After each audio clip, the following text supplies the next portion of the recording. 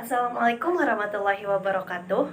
Pengertian observasi adalah suatu proses secara sistematis dalam mengamati dan mencatat informasi tentang suatu perilaku untuk tujuan membuat suatu kesimpulan atau keputusan. Adapun observasi dikatakan ilmiah jika yang pertama, observasi mengacu tujuan-tujuan yang telah dirumuskan. Yang kedua, observasi direncanakan secara sistematis dan teratur. Yang ketiga, data-data yang disajikan dari hasil observasi dapat dicek atau dikontrol validitas, reliabilitas, dan hal-hal yang berkaitan dengan penelitian agar datanya bisa dipertanggungjawabkan. Adapun ciri-ciri observasi sebagai metode ilmiah adalah: yang pertama, mempunyai arah pengamatan khusus. Yang kedua, sistematik. Yang ketiga, dilakukan pencatatan sesegera mungkin saat observasi dilakukan. Yang keempat, membutuhkan keahlian observer. Yang terakhir, dapat dibuktikan untuk menjamin validitas dan reliabilitas. Pembahasan berikutnya yaitu kegunaan. Observasi sendiri memiliki beberapa kegunaan. Kegunaan utamanya yaitu untuk melihat perilaku-perilaku yang sangat mencolok dari si subjek yang akan diteliti. Yang kedua, sebagai pelengkap data yang lain, seperti wawancara, tes, dan sebagainya. Dan yang ketiga, bisa pula sebagai salah satu cara untuk mengambil data sebelum mendiagnosa. Dan yang terakhir, sebagai alat untuk mengevaluasi kemajuan subjek setelah diberi perlakuan tertentu. Itulah beberapa kegunaan dari observasi sendiri. Yang selanjutnya yaitu penerapan metode observasi. Dalam observasi sendiri memiliki beberapa penerapan. Yang pertama yaitu untuk mendapatkan gambaran yang luas tentang tingkah laku spontan sehari-hari dan individu dalam berbagai setting kehidupan. Yang kedua, untuk mendapatkan informasi tentang tingkah laku interpersonal seseorang. Yang ketiga, untuk menyelidiki tingkah laku yang relatif sering dilakukan oleh seseorang.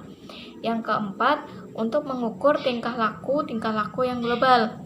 Yang kelima, untuk mengevaluasi kemajuan atau perkembangan perilaku dari waktu ke waktu.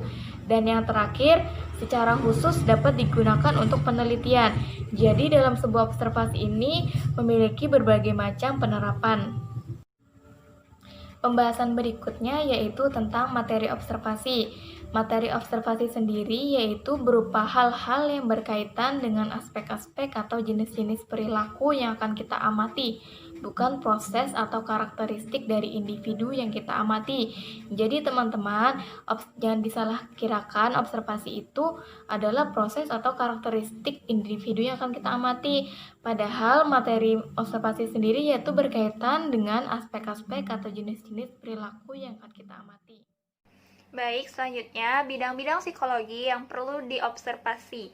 Yang pertama, bidang klinis, yang kedua bidang pendidikan, yang ketiga bidang sosial, yang keempat bidang industri, yang kelima bidang perkembangan, dan yang terakhir bidang umum dan eksperimen.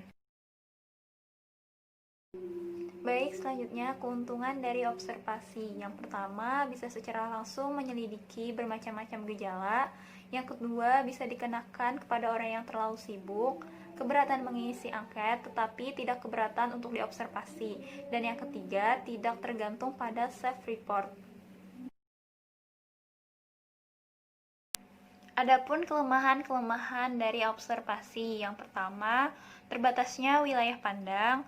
Yang kedua, ada kejadian yang tidak bisa diamati secara langsung, misalnya kehidupan pribadi yang sangat rahasia.